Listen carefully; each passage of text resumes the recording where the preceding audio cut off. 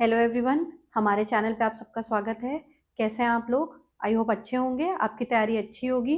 तो जैसा कि आपको पता है कि हमारे चैनल पे मंडे टू फ्राइडे हम लेखपाल की प्रैक्टिस सेट डालते हैं, जिसमें हम 50 क्वेश्चन की डेली प्रैक्टिस कराते हैं और सैटरडे को 100 क्वेश्चंस जाते हैं फुल लेंथ टेस्ट के, है ना।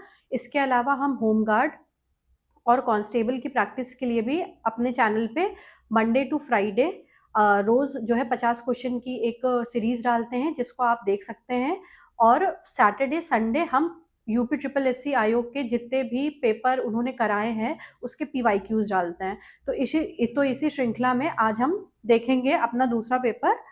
देखिए, यूपी ट्रिपल एस सी पेट का जो हुआ था 6 सितंबर 2025 को। इसके पहले हमने राजस्व लेखपाल का पेपर भी डिस्कस किया है 2022 का, जिसको आप देख सकते हैं और ये अंदाजा लगा सकते हैं कि आपका अब जो लेखपाल का पेपर होगा उसका पैटर्न क्या होगा, उसमें कैसे क्वेश्चंस पूछे जाएंगे, है ना। तो चलिए देखते हैं कैसे आते हैं question UP triple S C के। ये हमारे पेट के क्वेश्चंस हैं, ठीक है, 6 सितंबर 2025 के। इसमें हम सबसे पहले डिस्कस करेंगे हिंदी के टॉपिक्स। तो देखिए, हिंदी में सबसे पहले अनुच्छेद आया था। इसमें अनुच्छेद देते हैं, फिर इसके बाद इसमें 5 क्वेश्चन देते हैं, जिसका जवाब जो होता है वो अनुच्छेद पे ही बेस्ड होता है ना। तो इसमें अपने आपको किसी भी पूर्व ज्ञान का प्रयोग नहीं करना है। जितना अनुच्छेद में दिया गया है बस आप उसी को ध्यान से पढ़ेंगे और उसी आधार पे जो प्रश्न पूछे गए हैं उनका जवाब देंगे। तो चलिए पढ़ते हैं। मैं कभी कभी सोचता हूँ कि इतने दिनों तक अंग्रेजों की अनुवर्तिता करने के बाद भी भारतवर्ष इंडिपेंडेंस को अधीनता क्यों नहीं कह सका। उसने अपनी आजादी के जितने भी नामकरण किए, स्वतंत्रता, स्वराज, स्वाधीनता, उन सब में स्व का बंधन अवश्य रखा। यह क्या संयोग की बात है, या हमारी समूची परंपरा ही अनजान में हमारी भाषा के द्वारा प्रकट होती रही है। मुझे प्राणी विज्ञानी की बात फिर याद आती है। सहजात वृत्ति अनजानी स्मृतियों का ही नाम है। स्वराज होने के बाद संभवतः ही हमारे नेता और विचारशील नागरिक सोचने लगे हैं कि इस देश को सच्चे अर्थ में सुखी कैसे बनाया जाए। हमारे देश के लोग पहली बार यह सब सोचने लगे हैं, ऐसी बात नहीं है। हमारा इतिहास बहुत पुराना है। हमारे शास्त्रों में इस समस्या को नाना भावों और नाना पहलुओं से विचारा गया है।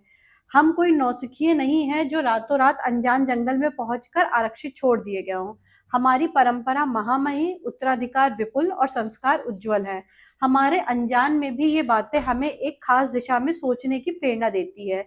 यह जरूर है कि परिस्थितियां बदल गई हैं, उपकरण नए हो गए हैं और उलझनों की माया भी बहुत बढ़ गई है, पर मूल समस्याएं बहुत अधिक नहीं बदली हैं।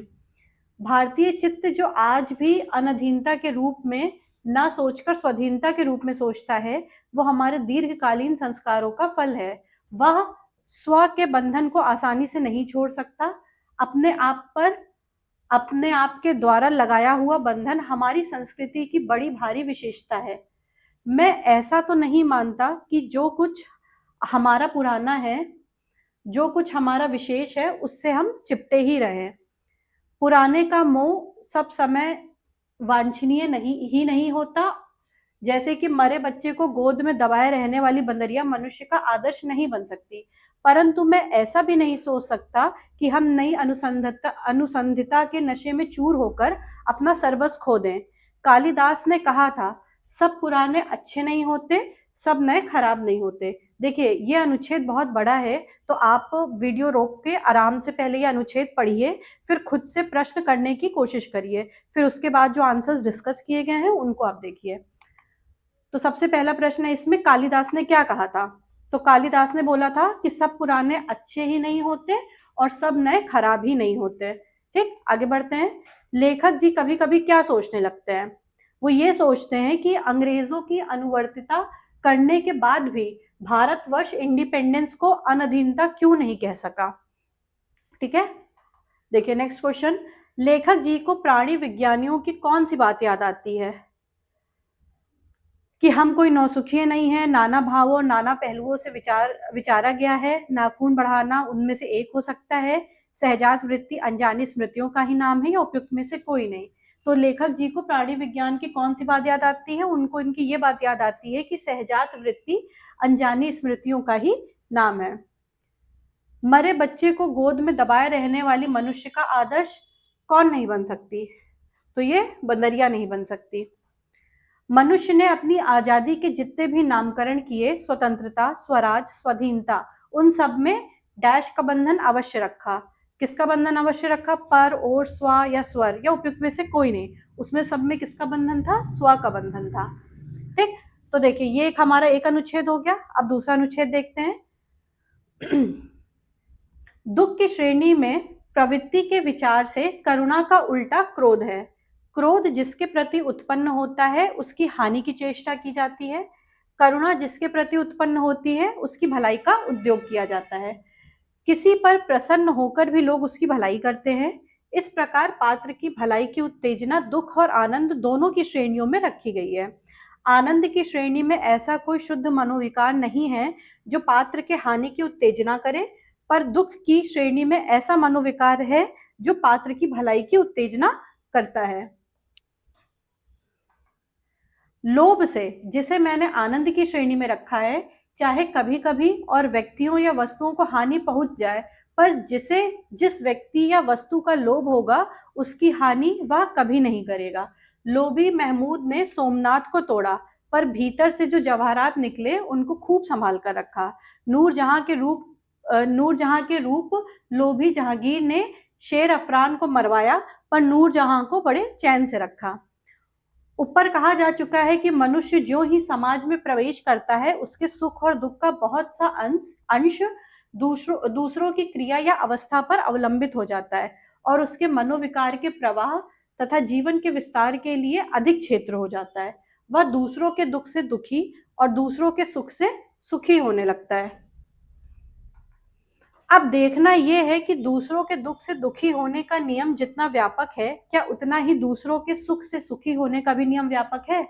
किसी दुखी मनुष्य को सामने देख हम अपना दुखी होना तब तक के लिए बंद नहीं रखते जब तक कि यह न मालूम हो जाए कि वह कौन है, कहाँ रहता है और कैसा है। यह और बात है कि यह जानकर कि जिसे पीड़ा पहुंच रही है उसने कोई भारी अपराध या अत्याचार किया है, हमारी दया दूर या कम हो जाए। ऐसे अवसर पर हमारे ध्यान के सामने वह अपराध या अत्याचार आ जाता है और उस अपराधी या अत्याचारी का वर्तमान क्लेश हमारे क्रोध की तुष्टि का साधक हो जाता है। सारांश यह है कि करुणा की प्राप्ति के लिए पात्र में दुख के अतिरिक्त और किसी विशेषता की अपेक्षा नहीं है। ठीक है, अब हम इससे रिलेटेड प्रश्न देखते हैं। जिसमें पहला प्रश्न पूछा गया है कि आनंद की श्रेणी में ऐसा कोई शुद्ध मनोविकार नहीं है जो पात्र की हानि की उत्तेजना करे, पर दुख की श्रेणी में ऐसा मनोविकार है जो पात्र की क्या करता है, यहाँ पे डैश होगा, पात्र की भलाई करता है। दुख की श्रेणी में प्रवृत्ति के विचार से करुणा का उल्टा क्या हो सकता है? दुख की श्रेणी में प्रवृत्ति के विचार से करुणा का उल्टा क्या हो सकता है? क्रोध। किसी पर प्रसन्न होकर भी लोग उसकी भलाई करते हैं। इस प्रकार पात्र की भलाई की उत्तेजना किन श्रेणियों में रखी गई है? दुख और आनंद दोनों की श्रेणियों में, प्रेम और द्वेष की श्रेणियों में, क्रोध और करुणा की श्रेणियों में, श्रद्धा और भक्ति की श्रेणियों में, या उपयुक्त में से कोई नहीं? तो ये रखी गई है दुख और आनंद दोनों की श्रेणियों में। किसकी प्राप्ति के लिए पात्र में दुख के अतिरिक्त और किसी विशेषता की अपेक्षा नहीं की गई है? क्रोध, उत्तेजना, उत्साह, करुणा, या उपयुक्त में से कोई नहीं? इसका उत्तर क्या होगा? करुणा। करुणा जिसके प्रति उत्पन्न होती है उसके लिए क्या किया जाता है? उसके हानि की चेष्टा की जाती है। क्रोध उसके प्रति उत्पन्न हो जाता है, उसकी भलाई का उद्योग किया जाता है, चंचल हो जाता है, या उपयुक्त में से कोई नहीं? तो जिसके प्रति करुणा उत्पन्न होती है उसके लिए भलाई का उद्योग किया जाता है। ठीक है, ये हमारे अनुच्छेद और गद्यांश के टॉपिक हो गए जिसमें लगभग 10 प्रश्न आपसे पूछे गए थे। अब हम चलते हैं नेक्स्ट टॉपिक पे जो है तत्सम का। चैत तद्भव शब्द है, इसका तत्सम क्या होता है? तो चैत का तत्सम होता है चैत्र। स्पेलिंग आप ध्यान से देखेंगे। आदान का विलोम शब्द क्या होता है? अनुग्रह, आचार, अभिमान, प्रदान, या उपयुक्त में से कोई नहीं?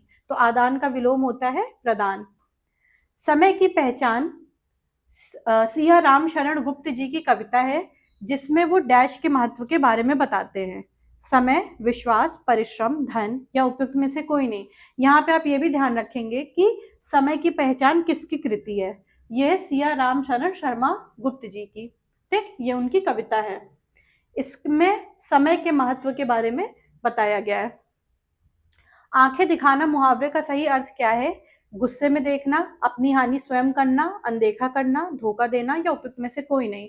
तो आंखें दिखाना मुहावरे का सही अर्थ होगा गुस्से में देखना।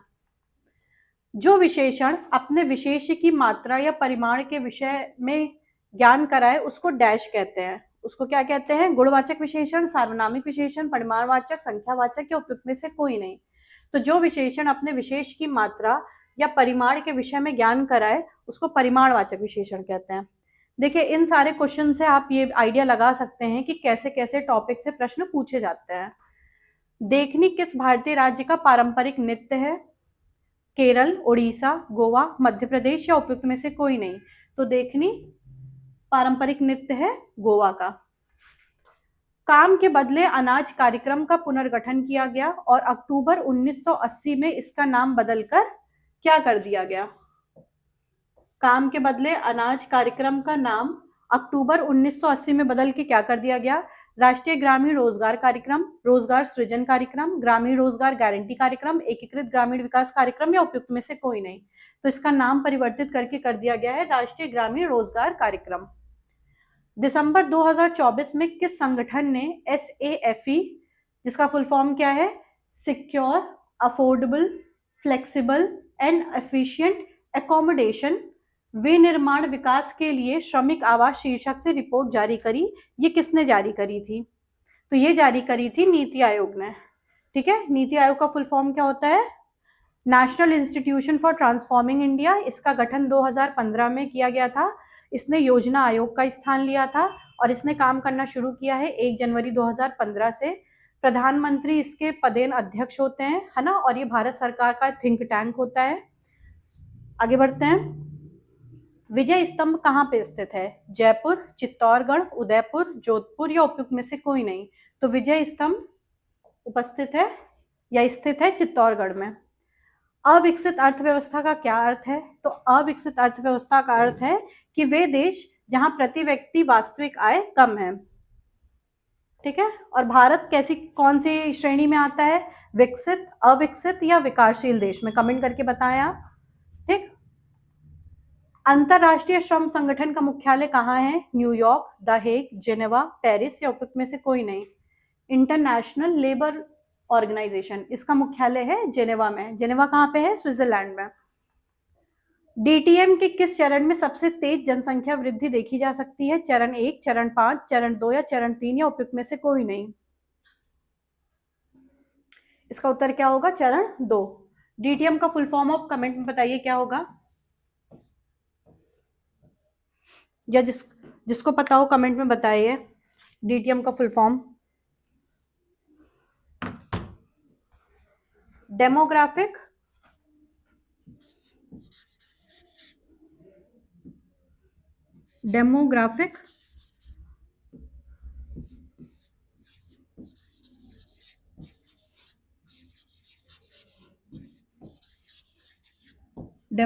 ट्रांजिशन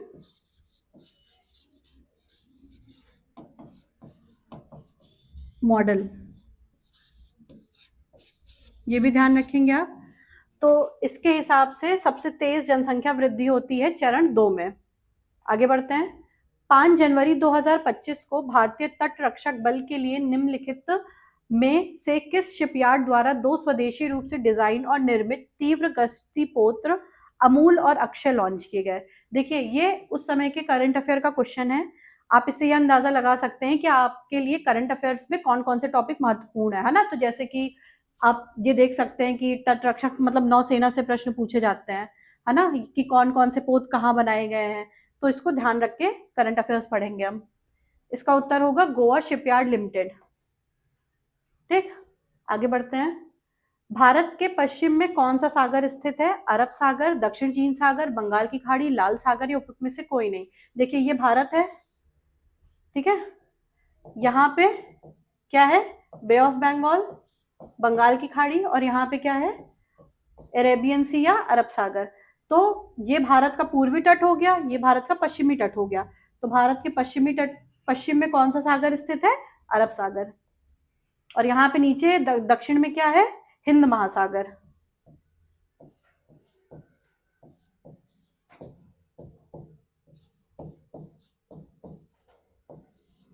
आगे बढ़ते हैं। भारत पाकिस्तान ने वर्ष 1960 में एक संधि पर हस्ताक्षर किए थे। उस संधि का नाम क्या था? गंगा जल संधि, ब्रह्मपुत्र जल संधि, यमुना जल संधि, सिंधु जल संधि, या उपयुक्त में से कोई नहीं? तो भारत और पाकिस्तान ने 1960 में एक संधि पर हस्ताक्षर किया जिसका नाम था सिंधु जल संधि। चलिए इसके बारे में देखते हैं। इस संधि ने यह निर्धारित किया कि सिंधु नदी प्रणाली की जो 6 नदियां हैं इनके जल को भारत और पाकिस्तान के बीच में कैसे डिवाइड किया जाए। तो इसके तहत 3 पश्चिमी नदियां जिसमें सिंधु, चेनाब और झेलम को अप्रतिबंधित जल उपयोग के लिए किसको दे दिया गया?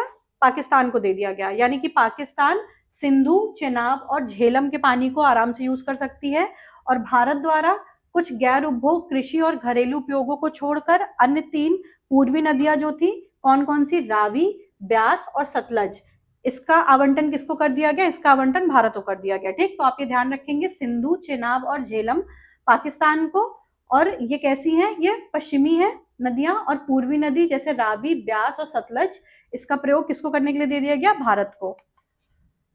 ठीक, इस हिसाब से जल का 80% हिस्सा पाकिस्तान में चला गया और 20% हिस्सा भारत के उपयोग के लिए छोड़ दिया गया। ठीक है, और आप ये ध्यान रखेंगे कि ये संधि कब करी गई थी? 1960 में।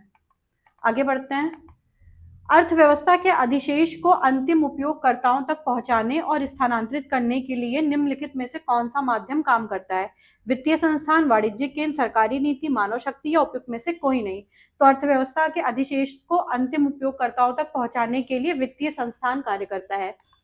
देखिए, वित्तीय संस्थान यानी कि फाइनेंशियल इंस्टीट्यूशन, ये एक ऐसी संस्था है जो धन के लेन देन जैसे कि जमा, डिपॉजिट्स, ऋण, लोन, निवेश, इन्वेस्टमेंट, बीमा, इंश्योरेंस जैसी वित्तीय सेवाएं प्रदान करता है, और अर्थव्यवस्था में जो बचतकर्ताओं के पैसे हैं और जो उधारकर्ताओं के पैसे हैं उनके बीच में एक मध्यस्थ के रूप में काम करता है, जिससे धन का प्रवाह सुगम होता है और कैपिटल फॉर्मेशन या पूंजी निर्माण को बढ़ावा मिलता है। अब वित्तीय संस्थान में कैसी कौन कौन सी संस्थाएं आती हैं?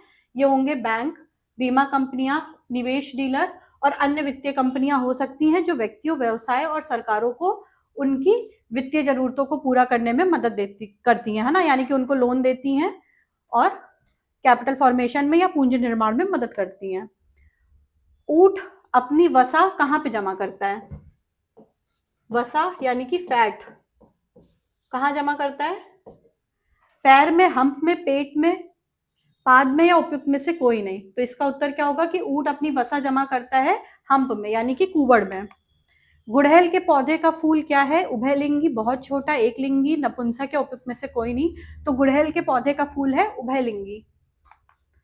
आदि पुराण किस तीर्थंकर की संत चरित संग्रह है? नेमिनाथ, पार्श्वनाथ, आदिनाथ और महावीर। तो आदि पुराण आदिनाथ की संत चरित संग्रह है। ठीक है, देखिए, भगवान आदिनाथ जिनको ऋषभ देव भी कहते हैं, ये जैन धर्म के प्रथम तीर्थंकर और प्रवर्तक हैं। इनको आदि ब्रह्मा और प्रजापति भी कहा जाता है। इनका जन्म इक्ष्वाकु वंश में राजा नाभिराय और माता मरु देवी के पुत्र के रूप में होता है, और आदिनाथ ने ही मानव सभ्यता को कृषि, कला और व्यापार सिखाकर सुव्यवस्थित जीवन का मार्ग प्रशस्त किया, और इनका चिन्ह क्या है? वृषभ। इसके अलावा जो बाकी भी 23 तीर्थंकर हैं, है ना, आप उनके भी चिन्ह याद कर लें क्योंकि वो भी पूछता है आपसे एग्जाम में। तो जैसे इनका आदिनाथ का चिन्ह क्या था? वृषभ। आगे बढ़ते हैं। विश्व की सबसे लंबी नदी कौन सी है? अमेजन, नाइल, मिसिसिपी, यांगसी, या उपयुक्त में से कोई नहीं? तो विश्व की सबसे लंबी नदी है नाइल। देखिए, लंबाई के अनुसार हम देख लेते हैं और विश्व की शीर्ष नदियां कौन सी हैं। तो नाइल रिवर या नील नदी जो कि अफ्रीका में बहती है, कितनी लंबी है ये? 6650 किलोमीटर। इसका उद्गम होता है विक्टोरिया झील से, और इसके बाद फिर अमेजन नदी आती है जो कि साउथ अमेरिका में बहती है। इसकी लंबाई कितनी है? 6400 से 6992 किलोमीटर। फिर इसके बाद यांगसी नदी है, ये कहाँ पे बहती है? एशिया में, मेनली चाइना में। इसकी लंबाई कितनी है? 6300 किलोमीटर। फिर मिसिसिपी मिसौरी नदी है, इसकी लंबाई कितनी है? 6275 किलोमीटर। ठीक, इसके बाद फिर येंसी, अंगारा, सेलेंगा। इतनी इंपॉर्टेंट नहीं है, आप स्टार्टिंग के 4 याद रखिए, इतना बहुत है। विश्व उपभोक्ता अधिकार दिवस कब मनाया जाता है? 21 मार्च, 15 मार्च, 8 अप्रैल, 11 अक्टूबर, या उपयुक्त में से कोई नहीं? तो विश्व उपभोक्ता अधिकार दिवस मनाया जाता है 15 मार्च को। देखिए, उपभोक्ताओं के अधिकारों और जरूरतों के बारे में वैश्विक जागरूकता बढ़ाने के लिए इसको बनाया जाता है। ये दिन राष्ट्रपति जॉन एफ कैनेडी के 1962 के भाषण से प्रेरित है, जिन्होंने उपभोक्ता अधिकारों को मान्यता दी थी। पहली बार इसको 1983 में मनाया गया और इसका उद्देश्य था बाजार में निष्पक्षता और सुरक्षा को सुनिश्चित करना। भारत में इसी से प्रेरित होकर 24 दिसंबर को राष्ट्रीय उपभोक्ता दिवस मनाया जाता है। आपके लिए ये महत्वपूर्ण है। ठीक, विश्व उपभोक्ता अधिकार दिवस कब मनाया जाता है, ये भी महत्वपूर्ण है। ये 15 मार्च को मनाया जाता है। और राष्ट्रीय उपभोक्ता दिवस कब मनाया जाता है, ये 24 दिसंबर को मनाया जाता है। भारत का संविधान पहली बार 1928 में किसके द्वारा तैयार किया गया था? महात्मा गांधी, राजेंद्र प्रसाद, मोतीलाल नेहरू या वीवी गिरी? इसका उत्तर क्या होगा? मोतीलाल नेहरू। किस औद्योगिक नीति प्रस्ताव में सार्वजनिक क्षेत्र को भारतीय अर्थव्यवस्था में एक रणनीतिक भूमिका प्रदान की गई थी? यह होगा औद्योगिक नीति प्रस्ताव 1956। देखिए, औद्योगिक नीति प्रस्ताव 1956 ने भारतीय अर्थव्यवस्था में सार्वजनिक क्षेत्र को एक रणनीतिक और प्रमुख भूमिका प्रदान की। इस नीति का उद्देश्य था समाजवादी समाज की स्थापना करना और उसने उद्योगों को 3 श्रेणियों में वर्गीकृत किया, अनुसूची ए, अनुसूची बी और अनुसूची सी। अनुसूची ए में क्या था कि पूरी तरीके से सार्वजनिक क्षेत्र के लिए आरक्षित था, इसमें 17 उद्योग सम्मिलित हैं। और अनुसूची बी में सार्वजनिक क्षेत्र की मुख्य भूमिका होगी, लेकिन निजी क्षेत्र की भागीदारी की भी अनुमति थी। और अनुसूची 3 में क्या है? निजी क्षेत्र के लिए खुले उद्योग। महावीर ने निम्नलिखित में से किस स्थान पर मोक्ष प्राप्त किया था? कपिलवस्तु, पुरुषपुरा, राजगिरी, पावापुरी या उपयुक्त में से कोई नहीं? तो महावीर ने मोक्ष प्राप्त किया था पावापुरी में। एक सामाजिक घटना जिसमें समाज का एक वर्ग अपने जीवन की मूलभूत आवश्यकताओं को पूरा करने में असमर्थ हो जाता है, उसको क्या कहते हैं? उसको कहते हैं गरीब। और इस अवस्था को क्या बोलते हैं? गरीबी। भारत विभाजन को ब्रिटिश सरकार द्वारा स्वीकार किए जाने की घोषणा किसने करी थी? इसकी घोषणा की थी लॉर्ड माउंटबेटन ने। देखिए, लॉर्ड माउंटबेटन ये अंतिम वॉइसरॉय थे। इन्हें ब्रिटिश प्रधानमंत्री क्लेमेंट एटली द्वारा भारत से ब्रिटिश वापसी की देखरेख के लिए नियुक्त किया गया था। और 3 जून योजना, जिसको माउंटबेटन प्लान भी कहते हैं, इसके अनुसार इन्होंने भारत और पाकिस्तान के रूप में देश के विभाजन की घोषणा की और स्वतंत्रता की तारीख क्या निर्धारित करी? 15 अगस्त 1947। ठीक, और स्वतंत्रता के बाद उन्हें भारत का पहला गवर्नर जनरल बनाया गया, जिसको सभी भारतीय नेताओं ने स्वीकार किया। ठीक, तो ये अंतिम वॉइसरॉय थे और पहले स्वतंत्रता के बाद पहले गवर्नर जनरल थे।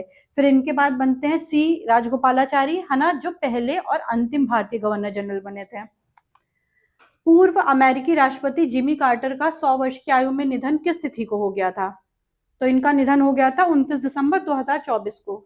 देखिए, जो महत्वपूर्ण शख्स होते हैं, है ना, उनके जन्म, उनकी मृत्यु, अगर ये सब मृत्यु अगर उनकी होती है तो वो फैक्ट आपके लिए महत्वपूर्ण हो जाता है करंट अफेयर्स के लिए।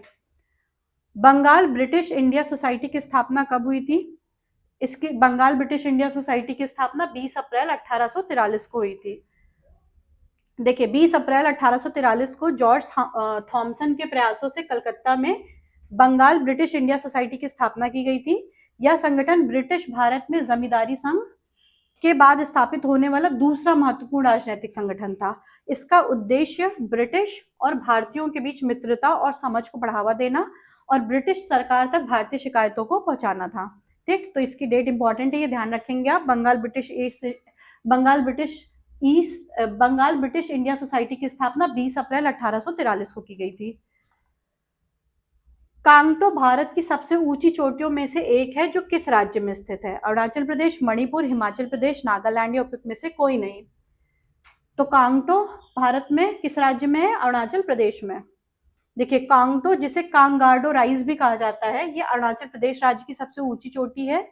ये पूर्वी हिमालय श्रृंखला में स्थित है, जो भारत चीन सीमा पर स्थित है और इसकी लंबाई 7090 मीटर है। यह चोटी पूर्वी कामेंग जिले में स्थित है। यह चोटी ब्रह्मपुत्र की सहायक नदी पचुक का उद्गम स्थल भी है और हाल ही में भारतीय सेना ने इस पे चढ़ाई करी। तो ठीक है, ये हमारे कुछ क्वेश्चंस हो गए पेट एग्जाम के। इसके आगे के क्वेश्चन आपको नेक्स्ट क्लास में मिलेंगे। तब तक के लिए थैंक यू वेरी मच।